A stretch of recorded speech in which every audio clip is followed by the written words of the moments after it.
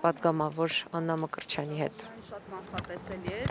բայց կանխատեսելի չէր, որ 8 տարի անց կհիշեն այսպես կոչված ինչ-որ թմրանյութի պատմությունը, ինչ անել, որ նաև ընդդիմության քայլերը լինեն մի քիչ կանխատեսելի, մի քիչ համարժեք ստեղծված իրավիճակին։ Մի քանի ամիս է, այս Նիկոլը իր բանդային հանձնարարել է ամեն ինչ անել, որպեսզի հայ առաքելական եկեղեցուն նվիրված սրբազանը, Արշակ սրբազանին կարողանան էլ հեղինակազրկել, էլ կալանավորել, ինչ ասես Արշակ սրբազանի վրա փորձել են կիրառել,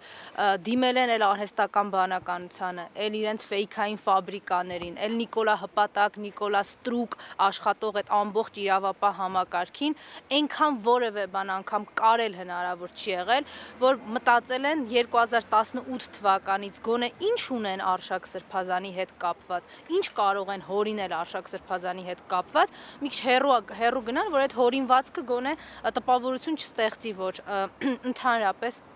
իրականության հետ կապ չունի եւ գտել են ինչ-որ մի բան, որը կարելի է կարկատել ու բերել Մասիս Մելքոնյանին, որը ընդհանրապես չի էլ կարդա այդ միջնորդությունը, չի էլ կարդա իրեն մակագրած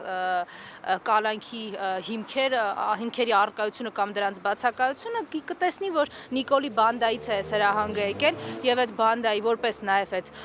բանդայի հրահանգները կատարող այդ իրավիճակին ուղղակի լուծում կտա եւ անիմաստ ենք համարում այլևս դրա որպես դատական ակտի մասին, դրա մասին խոսելը։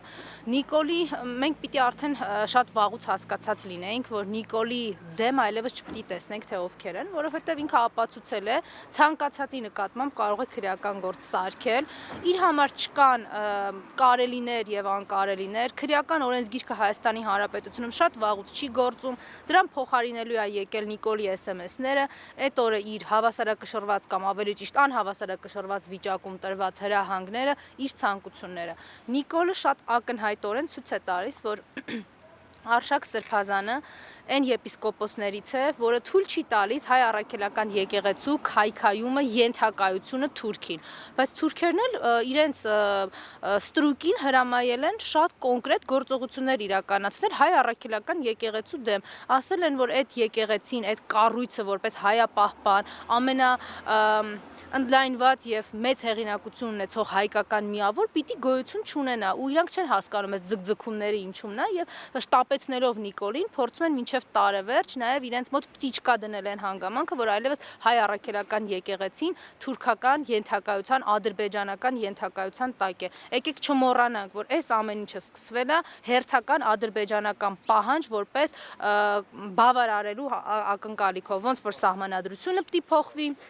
ոնց որ ԵԱՀԿ Մինսկի խումբը պիտի չլներ արցախահայերի իրավունքների պաշտպանության համար, ոնց որ պիտի Արցախ գոյություն չունենար, ոնց որ պետք է Հայաստանի տարածքային ամբողջականությանը գա փոխարինելու Ադրբեջանին հանձնվող տարածքները եւ գյուղերը, տենց էլ հայ առաքելական եկեղեցու չլինելն է։ Տիկին Մկրտչյան, նայեք, ես նորից վերաձևակերպեմ հարցս։ Ինչ անել, որ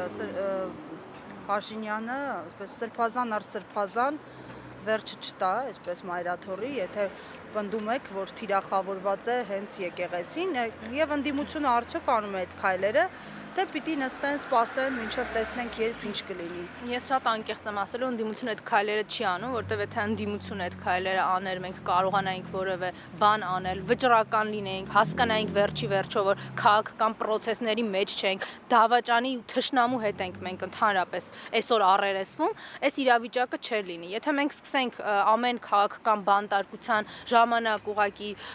առավել մեծ ելույթների եւ առավել մեծ տեքստերի վրա շեշտադրում անենք, ուղղակի հերթը հասնելու է յուրաքանչյուրինս ու կարծում եմ, որ յուրաքանչյուրիս է հասնելու ու որևէ մեկը թող չմտածի, բայց ես այդ ինչ եմ արել, որ ես ինչ կապ ունեմ սրա հետ, բայց ես ինչ կապ ունեմ նրա հետ։ Նիկոլի մոտ տենց բաներ չկա, ինքը յուրաքանչյուր արդեն հայ լինելու գաղափարը իր համար ռիսկային է եւ ինքը այդ հայերին չեզոքացնում է տարածաշրջանից, որ թուրքերի ու ադրբեջանցիների կյանքը շատ ավելի բարվոք, բարեկեցիկ եւ ավելի անհոգ լինի, ինչպես իրենք 100-ամյակներ շարունակ երազել են։ Մենք եթե ամեն քաղաքական բանտարկությանը սկսենք հենց այդ բանտարկության համար պայքարել կամ ամեն անգամ ստեղ գալուց ասենք վայ էլի Մասիս Մելքոնյանին մակագրեցին, վայ էլի հեսա այս նիկոլական բանդան պիտի քաղաքական բանտարկյալների թիվը ավելացնի։ Այդպես իհարկե ոչինչ չի լինելու եւ յուրաքանչյուրը իր մաշկի վրա ուղղակի Հայաստանի քաղաքացիների զգալու է թե ինչ ասել է բռնաճնշում, ինչ ասել է իշխանազավթված պետությունում ապրել, մի բան պետք է անի ընդդիմությունը։ Պիտի Նիկոլին հեռացնի, որտեվ Նիկոլին հեռացնելով է Մասիս Մելքոնյանը հեռանալու, Նիկոլին հեռացնելով հենց այդ օրը տասնյակ քաղաքական բանտարկյալներ բանտերից դուրս կգան եւ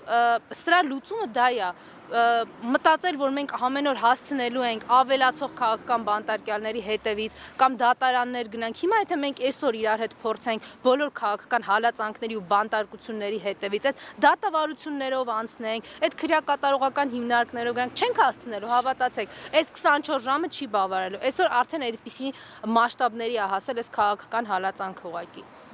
Մկրտչյան կարծիք են հայտնում, որ Արշակ Սրբազանի ձերբակալումից հետո հաջորդը վեհափառ Հայրապետինն է հերթը եւ ավելի հեշտ կլինի նրա նկատմամբ նման գործողություններ իրականացնելը, արդյոք կիսում եք այդ կարծիքը։ Մեկ վայրկյան անգամ չեմ կասկածում, ասեմ ավելին, հիմնավոր կասկածներ կա, որ իրենք շատ ավելի վատ քայլերի են պատրաստ դիմել։ Դա երեք չի ասեց, ինչ հրամայում եմ ես իմ հեղինակազրկված ազգային անվտանգության ծառայության իմ ցանկությունները կատարել ու կատարում եմ, պետք է կատարի, բա ինչ պետք է անի։